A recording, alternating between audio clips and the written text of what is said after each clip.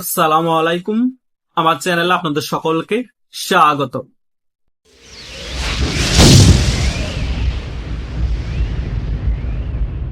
আমার ইউটিউবের অনেক সাবস্ক্রাইবার আমাকে প্রশ্ন করছে যে ভাইয়া, শেখ হাসিনা নাকি আগস্টে বাংলাদেশে আসবে এবং বিচারের মুখোমুখি হবে। আমার কথা হচ্ছে, শেখ হাসিনা বাংলাদেশে যদি আগস্টে আসেও বিচারের মুখোমুখি কেন হবে? শেখ হাসিনার অপরাধটা কি যে তিনি বিচারের মুখোমুখি হবে? বাংলাদেশের সবচেয়ে বড় অপরাধী হচ্ছে এই সুদি ইউনূস। তার গাফিলতির কারণে ফার্মের টিকা না পেয়ে হাজার হাজার শিশু মারা যাচ্ছে, হাজার হাজার শিশু আক্রান্ত হচ্ছে। সে বিষয়ে কোনো কথা নাই, তাকে বিচারের মুখোমুখি করা হবে না। আর নিজেরা 7.6 বুলেট দিয়ে, স্নাইপার দিয়ে বাচ্চা শিশুদেরকে হত্যা করে, ছাত্রদেরকে হত্যা করে আওয়ামী লীগের উপর দায় চাপিয়ে, শেখ হাসিনার উপর দায় চাপিয়ে শেখ হাসিনাকে বিচারের মুখোমুখি করতেছে। সেটা বাংলাদেশের জনগণ মেনে নিবে? আওয়ামী লীগের নেতা কর্মীরা কখনো মেনে নিবে? এবং ভুয়া একটা ফাঁসি রায় ঘোষণা করে দিয়েছে টাকা ঘুষ দিয়ে, মিথ্যা সাক্ষী বানায়। তো শেখ হাসিনা বাংলাদেশে আসলে কিসের বিচারের মুখোমুখি? বাংলাদেশে কোনো বিচার ব্যবস্থা আছে? বাংলাদেশে যদি সত্যিকারের বিচার ব্যবস্থা থাকতো তাহলে সর্বপ্রথমে সুদ ইউনূসকে বিচারের মুখোমুখি করতো বিএনপি সরকার ক্ষমতায় আসার পরে। এই টোকাই আসিফ মাহমুদকে বিচারের মুখোমুখি করতো এই বিএনপি সরকার আসার পরে।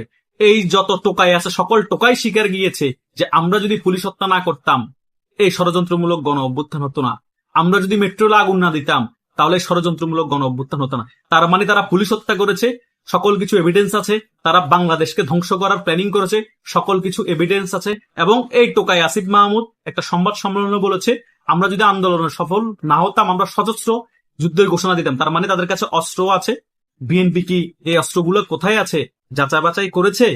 তাদের এই শক্তির উৎস কি এগুলো যাচাই বাছাই করেছে? এই যে আসিফ মাহমুদ 6,000 কোটি টাকা সিস্টেমেটিক ভাবে তুলে নিয়ে বিদেশ পাচার করে দিয়েছে, বিভিন্ন নিউজ মিডিয়ায় আসতেছে, এগুলোর তদন্ত হয়েছে? এই আসিফ নজরুল তার বউকে দিয়ে যে এত কোটি টাকা, হাজার হাজার কোটি টাকা বিদেশ পাচার করেছে, এগুলোর তদন্ত হয়েছে? এই সুদি ইউনূস যে তার সকল মামলা খালাস করে দিয়েছে, তার গ্রামীণ ব্যাংকের কর মুকুব করে দিয়েছে এবং তার গাফিলতির কারণে বাংলাদেশের সকল সেক্টর ধ্বংস হয়ে গিয়েছে, তো এগুলোর তদন্ত করে এই সুদ ইউনূসকে বিচারের আওতায় আনা হয়েছে। বাংলাদেশে যারা মেইন অপরাধী তাদের বিচারের মুখোমুখি করা হচ্ছে না।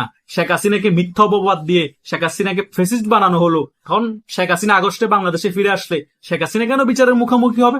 এটা বাংলাদেশের সকল সাধারণের প্রশ্ন এবং আমি একজন মুক্তিযুদ্ধের পক্ষের শক্তি হিসেবে আমারও প্রশ্ন। আপনারাই বলেন, আমি কি কোনো কথা ভুল বলেছি? ভুল বলে ধরিয়ে দিতে পারেন। ঠিক আছে, রাজপথের মধ্যে একটা ক্ল্যাশ হয়েছে, ক্ল্যাশের মধ্যে হয়তোবা আওয়ামী লীগের, ছাত্রলীগের কিছু ভুলের কারণে হয়তোবা কোনো ছাত্র মারা যেতে পারে, কিন্তু সকলগুলোকে যে আওয়ামী লীগ ছাত্রলীগে মেরেছে তার প্রমাণ কি?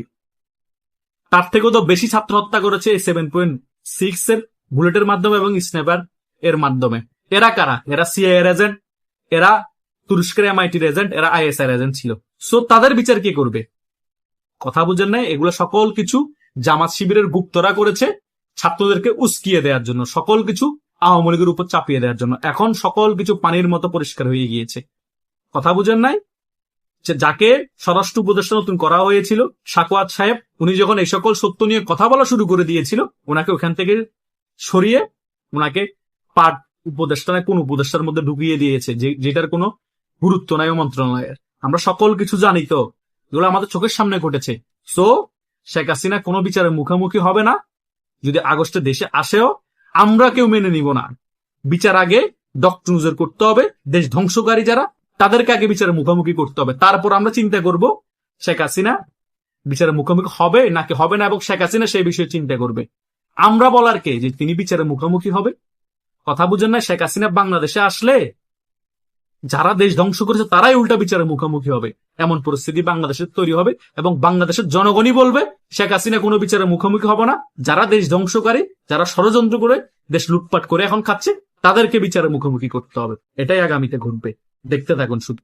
ধন্যবাদ সকলকে।